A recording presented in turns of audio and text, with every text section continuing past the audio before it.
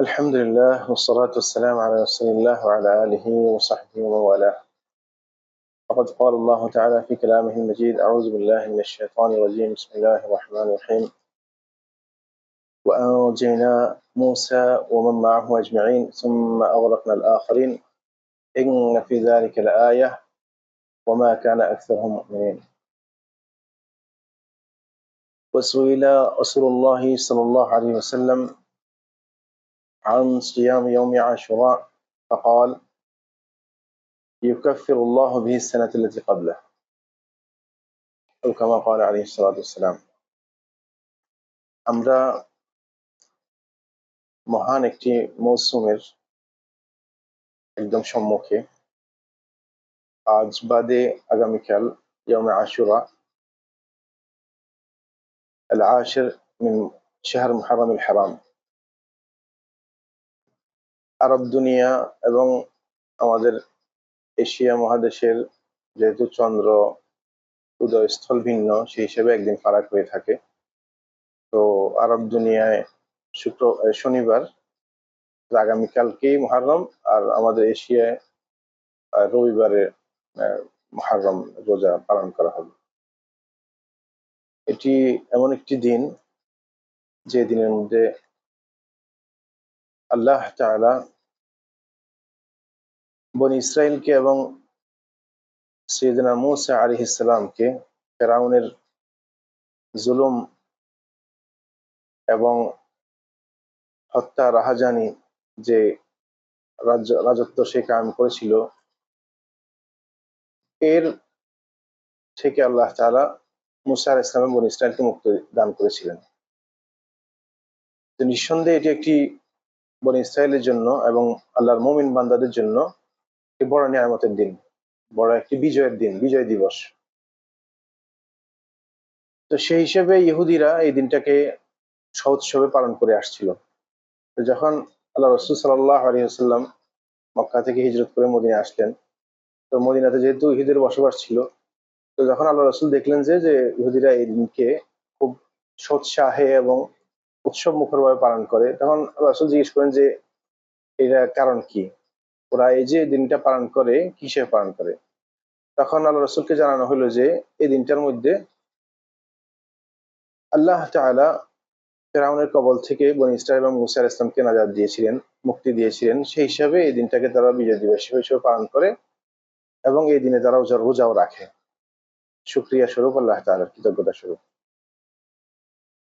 তখন আল্লাহ রাসূল সাল্লাল্লাহু আলাইহি ওয়াসাল্লাম বললেন যে আনা আহাক্কু বিমূসা, যে আমরা আরো বেশি হকদার এই দিনটাকে বিজয় দিবস হিসেবে পালন করার এবং শুকরিয়াতান রোজা রাখার। তখন রাসূল সাল্লাল্লাহু আলাইহি ওয়াসাল্লামকে জিজ্ঞেস করা হলো যে এই রোজা রাখলে তাহলে কি ফায়দা, আমরা কি পাবো, কি সওয়াব পাবো। তখন রাসূল সাল্লাল্লাহু আলাইহি ওয়াসাল্লাম উত্তরে বললেন যে এই দিনটা যে রোজা রাখবে সে পূর্ববর্তী 1 বছরের তার ছোট গুনাহসমূহ আল্লাহ তাআলা মাফ করে দিবেন। সুবহানাল্লাহ। একটা দিন রোজা রাখার বিনিময়ে 1 বছরের পাপ মুক্তি, বিশাল একটা বড় অফার। তা আমরা সবাই চেষ্টা করব যে অফারটাকে লুফে নিতে এবং এই রোজাটাকে রেখে যেন এই বড় সওয়াবের অংশীদার হইতে পারি আমরা। এখন রোজা রাখার সিস্টেমের মধ্যে ওলামায়ে কেরাম বিভিন্ন রকমের কথা বলে আসছেন যে রোজাটা কি শুধু একটা রাখা হবে নাকি এর সাথে আগে পিছে করে আরো রাখতে হবে। তো অন্য একটা হাদিসের মধ্যে আল্লাহ রাসূল সাল্লাল্লাহু আলাইহি ওয়াসাল্লাম ইরশাদ করেছেন যে খালিফুল ইয়াহুদা সুমু ইয়াওমান ক্বাবলাহু ওয়া ইয়াওমান বা'দা, যে তোমরা ইহুদের মুখালাফত করো, ইহুদিদের সাথে তোমাদের যেন সামঞ্জস্য না হয়, সেজন্য একদিন আগে, মুহররমের একদিন আগে অর্থাৎ আশুরার একদিন আগে অথবা একদিন পরে সাথে একটা রোজা মিলিয়ে রাখো। আল্লামা ইবনে কাইয়্যিম রাহিমাহুল্লাহ এই মুহররমের রোজার আপনার 3টা সূরত উনি বর্ণনা করেছেন। তার মধ্যে বলেন যে কেউ যদি একদিন আগে অর্থাৎ নবম দিন এবং দশম দিন, 9 তারিখ এবং 10 তারিখ রোজা রাখে, তাহলে আপনার আল্লাহ রাসূলের দ্বিতীয় হাদিস অনুযায়ী সুন্নাত আদায় হয়ে যাবে। অথবা কেউ যদি 10 তারিখ 9 তারিখ না রাখতে পারে, তাহলে 10-এর পরে 11 তারিখে সে আরেকটা রোজা রেখে দিবে। তার মানে 10 তারিখ 11 তারিখ। আর আর যদি কেউ চায় যে 10 তারিখও রাখবে এবং আগে একটা পরে একটা, অর্থাৎ 9, 10, 11 এবং 3 দিন রোজা রাখলো, এটাও সুন্নতের অন্তর্ভুক্ত। এভাবেও আদায় হলে করতে পারবে এবং এখানে অনেক বেশি সওয়াব পাওয়া যায়, কারণ দুইটা রোজা সাথে আপনার আগে পরে দুইটা রোজা আসছে নফল রোজা হিসেবে।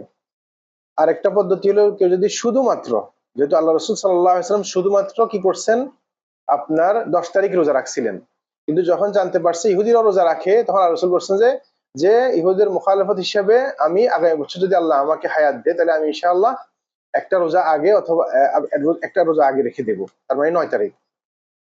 তো সে পরবর্তী বছর আল্লাহ রসুল হায়াত পান নাই, সেই হিসেবে আর রাখতে পারেন নাই।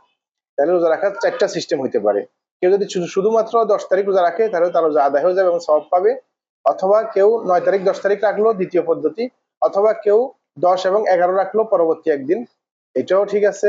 আর যদি কেউ চায় যে সে 9, 10, 11 এই 3 দিন একসাথে রোজা রাখতে পারবে, তাহলে 4টা পদ্ধতি হলো, আমরা 4 ভাবে রোজা রাখতে পারবো। এখন এই রোজাকে মুস্তাহাব না সুন্নত, কোন উলামায়ে কেরাম বলেছেন যে এটা মুস্তাহাব রোজা, রাখলে সওয়াব, না রাখলে কোনো গুনাহ নাই। আবার এক ফরিক জামাআত মিনাল উলামা বলছেন যে এটা সুন্নাতে মুআক্কাদা। সুন্নাতে মুআক্কাদা, যেহেতু আল্লাহ রাসূল সাল্লাল্লাহু আলাইহি ওয়াসাল্লাম এটা আদায় করেছেন এবং রাসূল বলেছেন যে আমি বেশি হকদার সাইয়েদনা মূসা আলাইহিস সালামের ব্যাপারে, আল্লাহ তাআলা ওনাকে যেহেতু মুক্তি দিয়েছেন, তার শুকরিয়াতান আমি এই রোজাটা কি রাখবো প্রতি বছর। তো সেই হিসেবে এটাকে সুন্নাতে মুআক্কাদা বলা হয়েছে। তো এটা বিশেষ একটা দিন, আমরা শুকরিয়া স্বরূপ যে ফেরাউন থেকে যে মুক্তি দিবস সাইয়েদনা মূসা আলাইহিস সালামের, এই মুক্তি দিবসে আমরা রোজাটা আদায় করতে চেষ্টা করবো। আল্লাহ তাআলা আমাদেরকে তৌফিক দান করুন।